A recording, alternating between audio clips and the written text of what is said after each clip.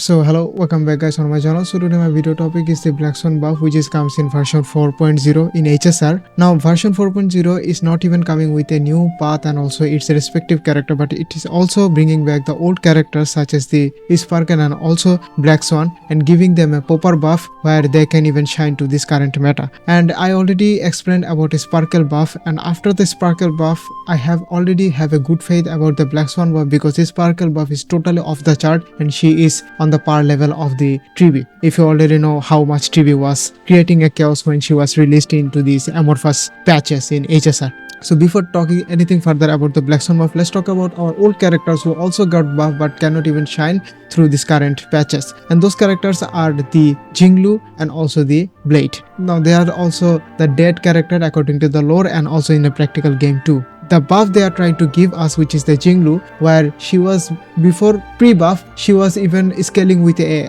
mixed HP and also attack, but after buff she is totally based on her HP. Same goes for the Blade too, but after right now when they just change and totally give some tweaks of QQL update, those two characters cannot even shine to this current meta. So it is even actually possible to see that when it comes to gives a buff to a sub DPS and also harmony character, I guess Miho do the same things perfectly, but when it comes to giving them a DPS character to make them shine into this current meta, it is actually not even going to be work because the way they handling the power creep issue in this game, it is actually not even going to be applicable for the old character to shine this new current meta. Anyway, let's talk about what kind of buff they are providing to this Black Swan in this version 4.0. Let's talk about her Arcana stacks, which is the main kit from the Black Swan, and the total damage is totally done by the dot damage is totally from the Arcana stacks.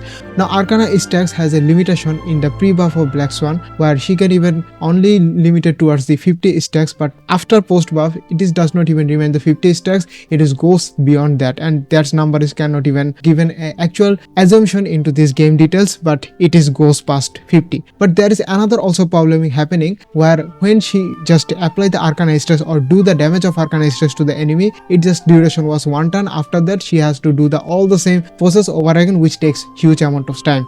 But in this post buff the duration is 2 turns, and when the damage is done to the enemy, the Arcana stack does not reset to the 1 from 50 to 1, where she just start with a 25% on her second reset, which is actually really good QQL buff, and it is very massive boost for the dot teams too. Now there is another part of it where her dot damage, which is the Arcana damage, is dealing to the enemy. There is some portion of defense is going to be ignored to the enemy where she is dealing more damage, where it is not even happening on her pre-buff of Black Swan, but post-buff she is doing much more than ever. So that's the very good QQL buff of the Arcana. So let's talk about the another kit of Black Swan where they just changes, or you can say the add to our whole kit, and after reading it I can ensure that she's not even only a sub DPS or just a flex dot character for a dot team. She is going to be a best support character for the dot team as well. As why? Let's talk about it. First of all, on her kit she just enable the whole teammate to do more damage to the enemy because the enemy will have a more vulnerability to take damage from the dot teammate, which just enabled by the Black Swan kit in this post buff. So you already know how much powerful it is if you already see the use case of the Trivi, how the Trivi is just enable or vulnerable the enemy to take more damage than ever.